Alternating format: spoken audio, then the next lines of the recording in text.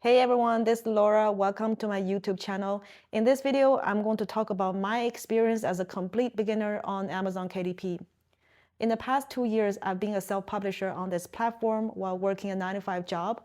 So you could be someone like me who's just started the process and have published a couple of books, or you could be someone who's maybe wondering if you should spend your time and capital in this business. So in this video, I'm going to share with you my complete honest experience. So hopefully by looking at my content, it's going to help you make better business decisions. So without further ado, let's dive right in. Amazon KDP is my first proper online business, but prior to KDP, I also looked into dropshipping, affiliate marketing, and believe it or not, even online sports betting. But obviously, I didn't know what I was betting on, so I lost a lot of money on that part.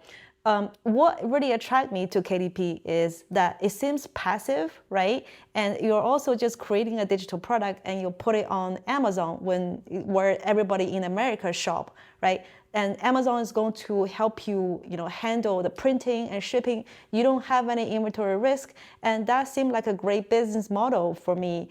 And I dived in immediately, but I didn't actually follow the right method. What I did was consuming a lot of content on, on YouTube.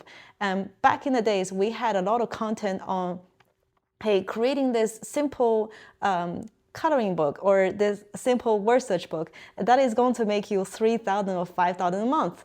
And I was so excited, thinking e-commerce is so easy, right? But the reality is those books are what we call the low-hanging fruits on KDP, meaning that the barriers of entry is so low.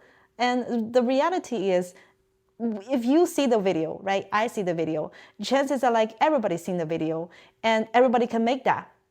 And I used to take the YouTube video link to Fiverr and tell the freelancer, I want this. And they're going to make me exactly that book. And I spent a lot of money making the same book as a YouTube video, thinking I can sell. But the reality is you're not going to sell because think about it, right? You just made this book and the person next to you made exactly or almost identical content of that book. What is really different is maybe the book cover and you're both selling like $6.99, $7.99. Then when the customer coming to the Amazon page, how would they know which one to buy, right? They're not going to even bother looking at your book because there's nothing to differentiate your product. And yeah, I wasted a lot of money on this kind of low content book because I just didn't understand what exactly is low hanging fruits and barrier to entry on KDP. As I was watching so much content on YouTube about KDP, at some point I figured that maybe I was spending 80% of my time right after work watching KDP YouTube content, and then only 20% of my time on actually doing that or finding the right niche, right? So if you're in the same situation like I am right now, you come home from work, you're feeling tired, you turn on YouTube, let's look for KDP content, or you feel like you worked, but actually no, you're not. So in that situation, I highly advise you to flip your time around or at least try to find the right balance. 50% of the time on KDP, actually doing that, and 50% of the time on KDP content on YouTube, right? But I also don't mean to tell you that, when you see somebody talking about the next hot niche, that you're just going to jump right in and order a book, etc., right? What you want to do instead really is to have your own procedure in terms of how to look for the right niche. What I meant is that, think about it, trend is going to fade anyway, right? But if it's evergreen, then people will always want that product or that book, right? So you want to create a book that is going to become necessity for people's life, almost like coffee, right? And when people really need that, and people are going to, like a friend is going to recommend to a friend, a husband going to recommend to a wife, and then that is going to create almost like a domino effect for your book. And you really want to be in that position rather than following a hot trend or hot niche, right? And in that way, you want to really be able to reverse engineer and think from your customer's perspective. Why do they need that, right? What other books can I create for them to solve an even bigger problem in their life? And that should be the mindset for everybody who's in this business rather than following whoever is talking about the hot niche, whatever, because that is only going to work a certain amount of time if that niche is not saturated. But if you're creating product like a coffee, right, then you're never going to worry about when that trend is going to die, or if I'm catching the right wave, etc. Right? So hopefully that makes sense. Once you selected your niche, the next thing to do is to give a clear list of instruction to your freelancer or to your writer. Just tell them exactly what you need for the book and lead that process to them. This is supposed to be the easiest part during the book creation process, but I used to spend so much time focusing on quality control of my content.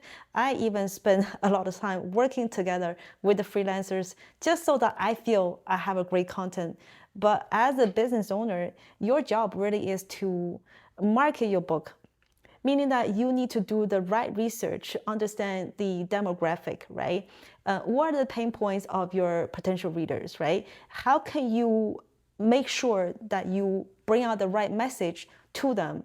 And that is going to help you, number one, creating a great book cover. Number two is going to help you write a great book description, right? Sometimes on the book cover, that you can even put the pain point of your reader's pain point on the book cover, so that when they see there's so many products or so many books on page one, they're going to feel immediately connected to your product, right? They're going to feel like, oh, this book is for me because it tells me that I just solved my pain point, right? Let me get that book.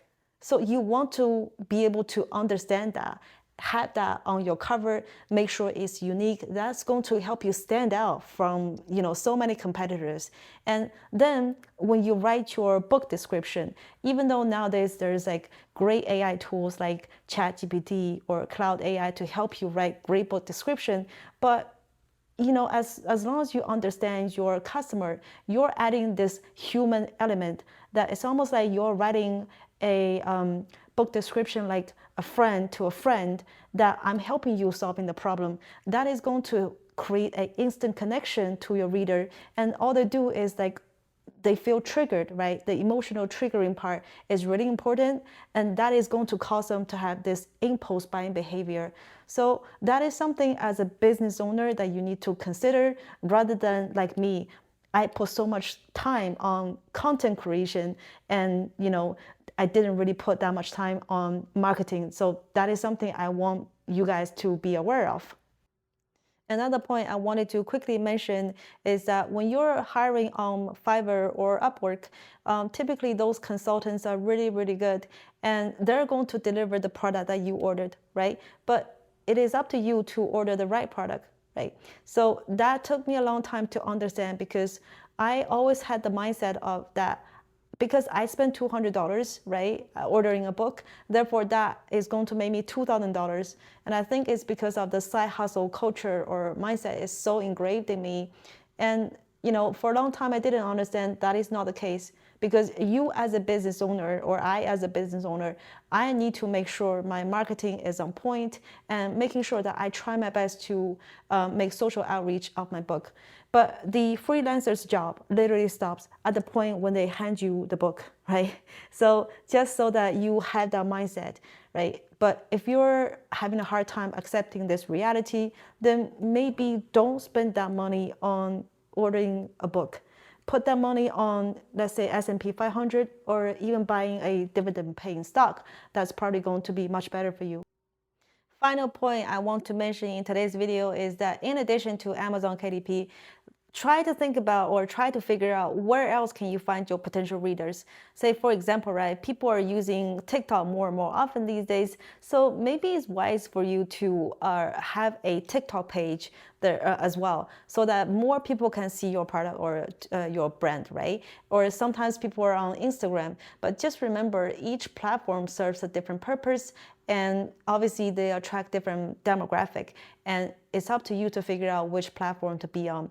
But the best situation is to create a social media ecosystem that is going to support your book sale on Amazon.